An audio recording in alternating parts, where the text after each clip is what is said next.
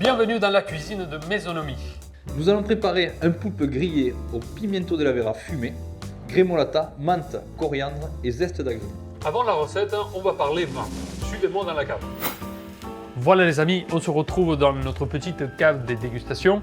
Voici les 3 vins qu'on a sélectionnés pour accompagner la recette de poulpe grillé. Pensez à ouvrir et épauler la bouteille de votre choix au minimum 1 heure avant de passer à table. Épauler une bouteille veut dire servir un peu de vin dans son verre et faire descendre le niveau de la bouteille jusqu'à 16 épaules. Commençons par la cuvée synthèse du domaine Ribérac. Nous sommes dans les Pyrénées-Orientales, dans le sud de la France. Des amis d'enfance qui se lancent dans un projet pour faire du vin pour les amis et qui se retrouvent quelques années après avec un domaine de 10 hectares, un restaurant et un hôtel. Je peux vous dire, les amis de Ribérac font pas les choses à moitié. La cuvée synthèse est issue des vignes assez âgées de Carignan, Syrah et Grenache.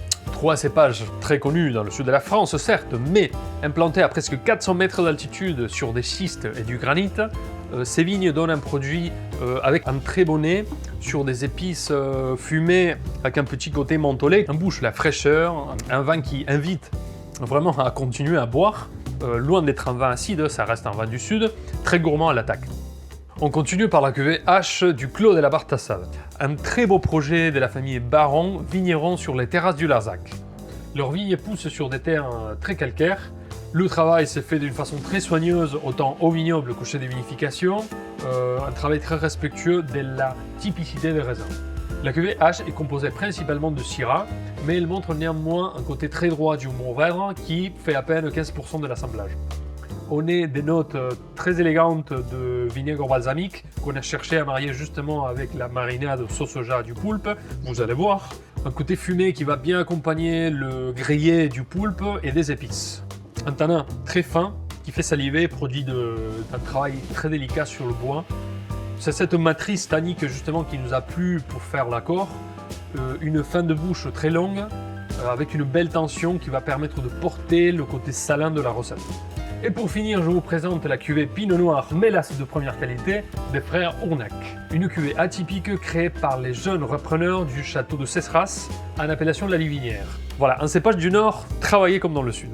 Vous allez me dire, un Pinot Noir dans le Sud? Je vous le dis tout de suite, ça goûte le très bon Pinot. Petite parenthèse, il faut savoir, il y a des écrits qui datent du XIIIe siècle qui parlent déjà de la présence du Pinot Noir dans le territoire occitan. Bien sûr, les amis bourguignons, ne vous attendez pas au même type de profil de Pinot Noir que chez vous. Ici, on est sur un équilibre complètement différent qui, honnêtement, fait beaucoup penser au Pinot Noir d'Australie. Un nez qui pinote, un nez de Pinot Noir très fruité, légèrement épicé. Un vin qui permet de rafraîchir la bouche et qui accompagne très bien des plats caractériels comme celui d'aujourd'hui. Rappelez-vous, le vin c'est du plaisir, ne vous prenez pas trop la tête avec l'aspect intellectuel de la chose, choisissez une bouteille, faites un bon repas et surtout, prenez du temps pour profiter à la maison. Santé! C'est parti pour la recette. Préparez tous les ingrédients en amont, il va falloir être agile. Ceci est un poulpe déjà cuit, il se trouve facilement dans le commerce. Si vous trouvez un poulpe frais, il vous faudra le cuire dans une eau bouillante salée pendant 3 heures. Nous allons faire une marinade instantanée avec de l'huile d'olive, du pimiento della vera fumé, de la sauce soja salée. Nous allons enrober notre poulpe avec cette belle marinade. Continuons notre recette. Nous allons préparer un crispy de pain au vinaigre de mûre sauvage. Nous allons faire chauffer un sautoir, planche, poêle, ce que vous avez à la maison. Une fois notre surface bien chaude, nous allons disposer les crispy de pain qu'on va torréfier puis déglacer avec quelques gouttes de vinaigre de mûre sauvage ou vinaigre balsamique. Merci à mon ami Cyril, créateur de ce vinaigre. L'objectif est de garder le croquant du crispy, mais aussi de leur donner un côté acidulé, assaisonné et réservé sur papier absorbant. Ensuite, nous allons griller notre poulpe. On cherche une belle couleur et une texture croustillante. Pendant que notre poulpe grille, nous allons rapidement préparer notre grémolata. Nous allons ciseler notre menthe fraîche et notre coriandre.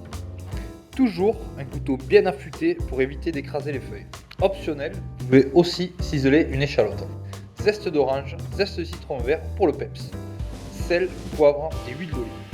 Ceci n'est pas une grémolata traditionnelle italienne à base de persil. C'est ma propre version, mentholée, qui va mieux s'accorder avec nos vins. Dans une belle assiette, on dispose la jambe de poulpe découpée ou entière.